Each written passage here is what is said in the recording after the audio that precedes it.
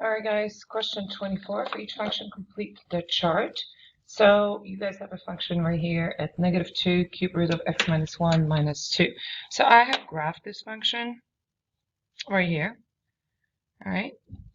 Now it is like a cube function and it is moved 2 to the right. So it is asking us, I'm going to read it off the paper as you guys are looking at your own paper. For domain and range, obviously domain and range for the sorry about that. For the cube function, it's going to be all real numbers all the way around because the function, it keeps going. Okay, it does not stop left to right for our x as well as up and down for our y. So again, domain and range is going to be all real numbers. You can also write it as -infinity to positive infinity as it travels up and down and left to right. Now transformations, again, we can read it off the graph. We have a negative right here, which is going to be reflection, vertical reflection over x-axis.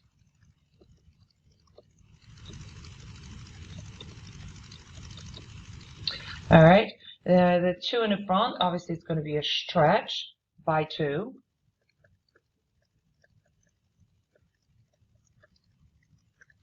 The -2 on the outside, it's an up and down movement, so that is going to be 2 down.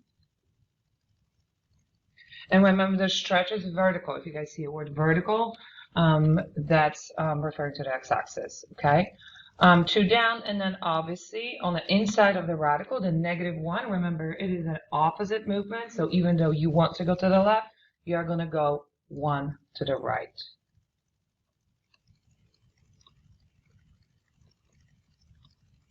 Okay. Now end behavior. Let's look at the function. So end behavior refers to when x approaches positive infinity, and cube function when x approaches negative infinity. What is happening to the function? When x approaches positive infinity, what is function doing? And when it's approaching negative infinity, what is function doing? So as x approaches positive infinity right here, oopsie, sorry. Okay, I don't know what's happening. All right, here we go. Again, we have a positive infinity. Let me fix that. All right, we have a positive infinity here. All right, try that again. We have a positive. Oh my gosh, guys, I don't know what's happening. I don't know why it's not right. Okay, there it is. When you guys have positive infinity on this side right here.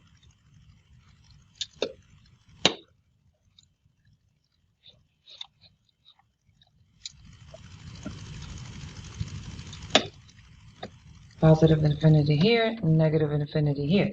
So again, from the middle, okay? As my function's approaching positive infinity, going toward positive numbers, as my x's are going toward positive numbers, as my x's are going toward positive numbers, my functions continue to go down, okay? And then the same thing, so let's write it up. So on the positive side, my function continues to go down. And then on the negative side, again, from the middle, all right, as I'm traveling toward those negative x's, all right, where's my function? Where am I going to meet my function? My function continues to go up. All right, so again, on the right side, from the middle, as I'm traveling, okay, toward positive numbers, till x's are more positive, function continues to go down. And of course, again, on the left side, as I'm traveling from the middle, my function continues to go up. All right, interval increase and decrease. Let's look at the function. For a cube function, it's going to be either or. So as I'm looking left to right, again, we are looking left to right, from left to the right side.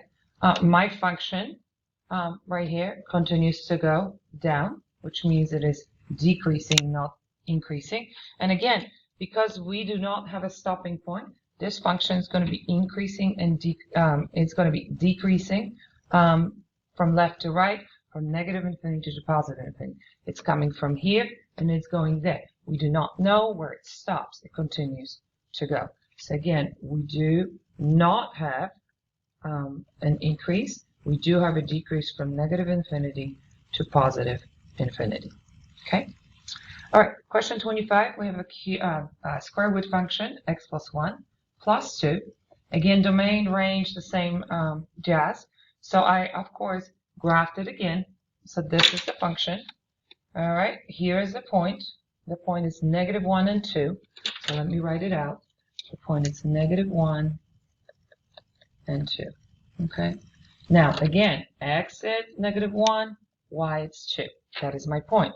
Now, for domain and range, again, domain represents x-axis, and range represents y-axis. So domain is going to be left to right. So where am I starting? At the x-axis. I am starting at negative 1. And where is the function going? It is going to the right with an arrow to the right. Okay, so again, that means it's going to be all the x's that are greater or equal to negative 1. The arrow that I'm traveling toward, it's going to match the arrow that I'm going to put in up here. Okay, now for range, that's up and down. And again, looking at my y value, what is my y value where the point starts? It is 2. So again, is my function above the 2 or below the 2? It is above the 2. So that means my y values are going to be greater or equal to 2. Okay. Now, next one is transformation. So let me write this. X was greater or equal to negative 1 and y was greater or equal to 2. Now, transformations, again, we can read it off the graph or from our equation. I don't have anything in the front. All I got is plus 1 inside the radical. So remember, inside the radical, it's opposite. So we are going to be moving to the left 1, even though we want to go right. It's going to go 1 to the left. So the shift is 1 to the left. Okay. There is no vertical shrink or stretch or reflection, but we do know that the 2 on the outside is going to be a movement, a shift to up. All right. Now, end behavior. Again, end behavior is when x's are traveling towards something, what is your function doing? Okay. So in this particular case, again, this is a square root function. All right. So that means it is starting or stopping at this point of negative 1 and 2. So if I am trying to travel either toward positive or negative side of my x's, so if I am traveling from this point toward my positive infinity, can I get there? Yes, absolutely. So that means x is able to travel toward positive infinity. Now, what is happening to my function when x is traveling toward positive infinity? I'm going to meet this function back up. I'm going to find it. Okay? My function travels up when my x's are traveling toward positive infinity. All right? Now, what about that left side? Can I travel toward negative infinity going from the left? No, I cannot. I am actually traveling toward my x value. Okay, I cannot go any further past negative 1. There is no function past negative 1. So to the left, because I got this point, I am going to be traveling toward negative 1, which is my x value. So my x's are traveling toward negative 1. And what happens to my function, to my y value, when I'm traveling toward negative 1?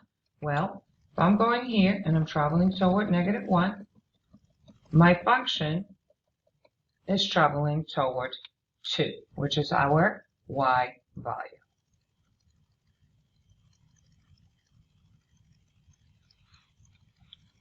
All right. Now, again, for a radical square root function, always concentrate on this point that you got, negative 1 and 2, for your x values and for your y values or your function. Okay. All right. Interval increase or decrease, again, it's one or the other. Reading it again from left to right. Okay, reading it from left to right. So I'm reading from here to here. Again, I am starting from this point and I am going up, which means that my function is increasing. There is no decrease. Okay. Now, where's my function increasing from? Again, I'm reading my increase, decrease left to right from an x-axis. So it will start again at the value of -1, which is my x value of this point. At this point, it starts and it continues going toward the right, which is our positive infinity. So my point is going to be from -1 to positive infinity, or all the x's that are greater than -1. Okay? All right, question 26. All right, it says the water is draining from a tank connected to 2 pipes. The speed in feet per second at which water drains through the first pipe can be modeled by this equation. Okay, it's a square root of 64 in the parentheses x minus 2, where x represents the depth, okay, and in a tank. First question, what is the domain of the function? Again, we're going to start with this point right here. This point right here is at 2, 0. All right, and domain represents x-axis, okay? So we are starting at 2, which is our x value, and we are going to the right. So I would say that it's all the x's values that are greater or equal to 2, okay? Now, it is asking us to interpret it. Oops, I wrote it in the wrong spot, guys. It is asking us to interpret it, the domain. So what does it mean in the context? It means that the water cannot go lower than 2 feet. This is where we start in the tank. So the deepness of the tank is going to be 2 feet or more.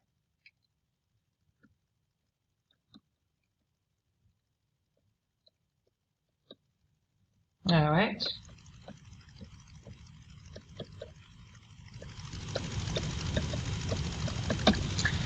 All right, question 27 has a formula of a S equal a cube root of m divided by p, relates to the side length of a metal cube given in a mass m and its density p. The density of the gold is 19.30 grams per centimeters cubed. Calculate the mass of a gold given that the cube has a side length of 5 centimeters. So again, S is for side and P is for density. All right.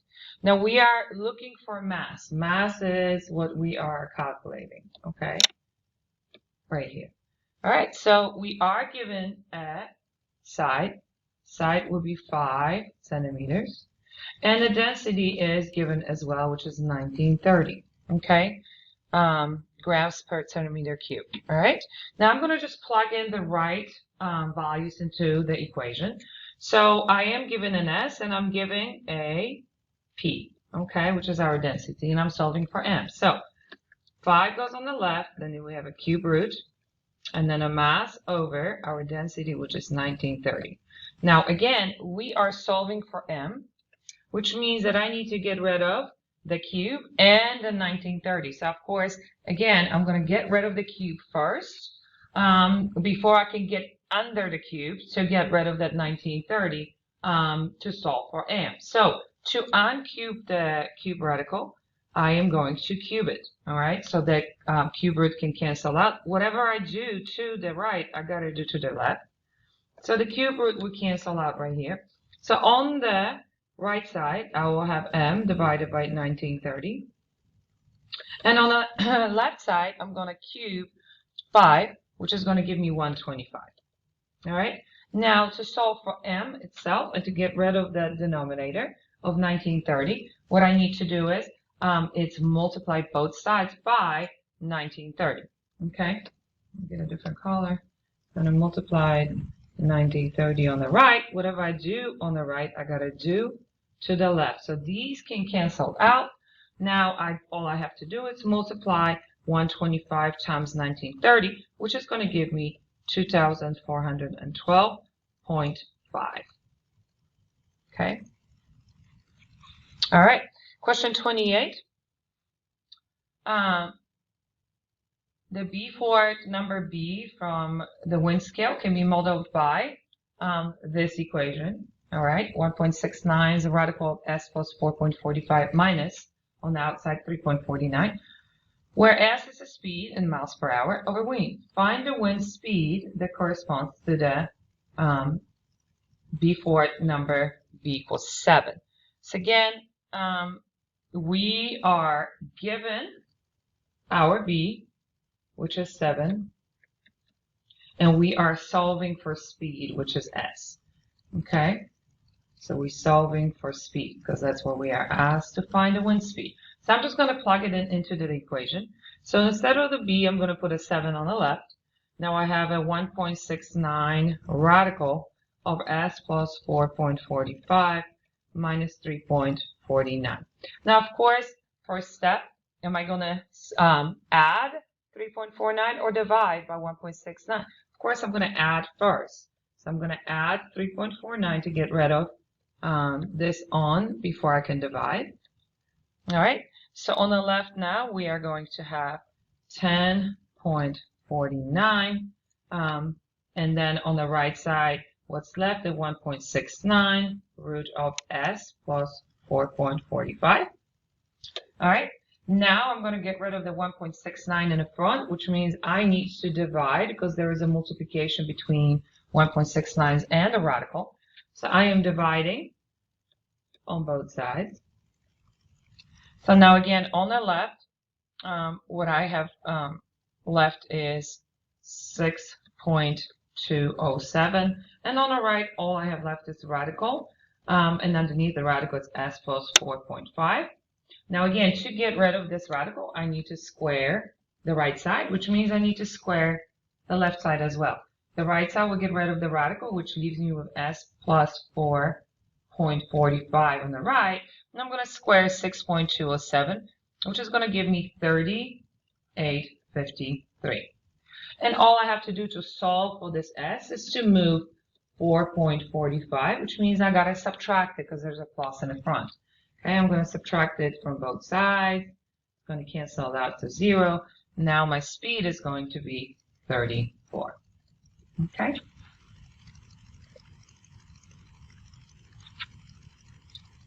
All right. Now it says the parent function. It says use the description to write the f function g. So f of g, nope, g of x. Okay. Now the parent function. So this is translation. So the parent function is s square root of x. This is where it starts with. And it says that it's a vertical stretch. So remember that a vertical stretch, it's a whole number that is going to go in the front of the radical by factor of 5. So I'm going to put a 5 in the front of the radical. And then it translates 2 units up. So that is an outside movement, outside the radical. We're going to add 2. So that's our new g of x function, which is 5 radical x plus 2. All right, and then at question 30, the parent function again is the square root of x, and we are creating g of x function. All right, and it is reflected over across the x-axis. So remember that is a negative that reflects it in the front of the radical. It is a vertical compressed by factor of 1/2. So again, vertical compression or stretch goes in the front of the radical. So I'm going to put 1/2 in the front of here, and then it translates or units to the right. So remember, shift left and right, it is inside the radical, and it's going to be the opposite. So if I want to translate 4 units to the right, I'm going to do -4. And then 1 unit up is the last movement, so that is an outside +1.